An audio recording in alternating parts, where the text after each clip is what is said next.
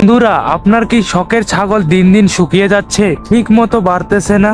এখন তো শুকনো সময়, ঘাস আর গাছের পাত পাওয়া যাচ্ছে না। বাজার থেকে আমরা দামি দামি দানাদার খাবার কিনলে পকেট আমাদের খালি হয়ে যাচ্ছে। বন্ধু, ঘাবড়াবেন না, আজকে চাষির ঠিকানায় এমন একটি জাদুকরী খাবারের কথা বলবো যে আপনার বাড়িতে ফেলে দেওয়া জিনিসগুলোতে খাওয়ার বানা শিখাবো ছাগলের জন্য। শুকনো সময়ও আপনার ছাগলের চেহারা হবে দেখার মতো। ভিডিওটা না টেনে শেষ পর্যন্ত দেখুন। এই জাদুকরী খাবার বানাইতে আপনার প্রথম উপাদান লাগবে, একদম দামি কিছু লাগবে না, আমাদের ঘরে চাষিদের সবারই বাড়িতে থাকে। তো এখন প্রথম উপাদান হলো ভাতের জল বা ফ্যান বা মার বলি আমরাও। কার্বোহাইড্রেট আর শক্তির উৎস ভাই এই ভাতের ফ্যান গুলো।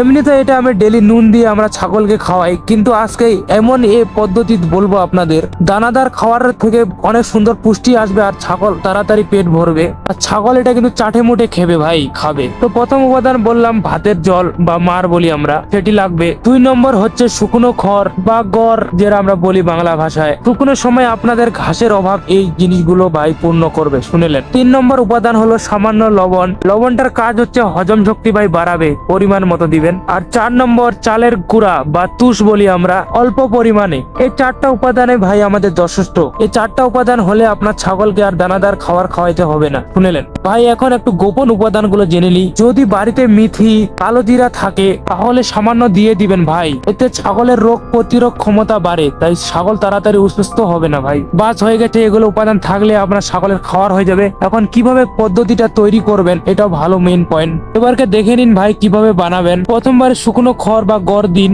ভাই, একদম ছোট ছোট করে কাটতে হবে কিন্তু গড়গুলোকে। একটু বড় হলে ছাগল কিন্তু খাইতে চাইবে না, এটা মনে রাখবেন। এটা গরু না ভাই যে ঘস ঘস করে খেয়ে নিবে, এটা না। আঙ্গুল পরিমাণের থেকেও একটু ছোট করে কেটে নিবেন, বুঝতে পেরেছেন তো? যত ছোট করে কাটতে পারবেন ছাগল তাড়াতাড়ি খাবে আর খাইতে মানা করবে না, এটা মনে রাখবেন। একটা ভাইয়ের প্রশ্ন আবার যে আমার ছাগলগুলো তো এগুলো খায় না। ভাই নিশ্চয় খাবে, আগে ফুল পদ্ধতিটা দেখে নিন, তাহলে নিশ্চয় খাবে। এরপর একটি গামলায় ভাতের মার নিন। মারটা যদি বেশি গরম না থাকে, কুসুম কুসুম গরম থাকে, এতে পরিমাণ মতো লবণ দিন আর চালের কুড়া মিশিয়ে নিন আপনার ছাগল দেখে কতগুলো ছাগল।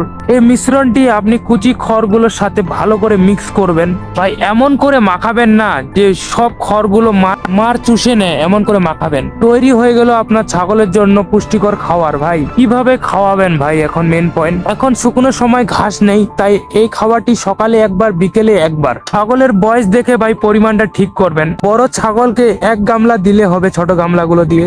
মনে রাখবেন ভাই, ছাগলকে পচা খাবার কখনো দিবেন না, আর প্রতিদিনের খাবার প্রতিদিনের টাটকা বানিয়ে দিবেন, এটা মেন পয়েন্ট কিন্তু ভাই। পরিষ্কার পাত্রে খাওয়াবেন ভাই, তাই ছাগল কোনোদিন অসুস্থ হবে না এই পরিমাণগুলো মাথায় রাখলে। এভাবে খাওয়ান, দেখবেন 10-15 দিনে আপনার ছাগলের চেহারা বদলে গেছে। ঘাস নেই বলে চিন্তা করার দরকার নেই, এই পদ্ধতিটা ব্যবহার করুন, তখন আপনাকে বলবেন আমাকে। ভিডিওটি ভালো লাগলে আপনার খামারি বন্ধুকে সাথে শেয়ার করুন। কৃষি এন্ড পশুপালনে টিপস পেতে আমাদের চাষির ঠিকানাকে সাবস্ক্রাইব করবেন। তো সবাইকে ধন্যবাদ।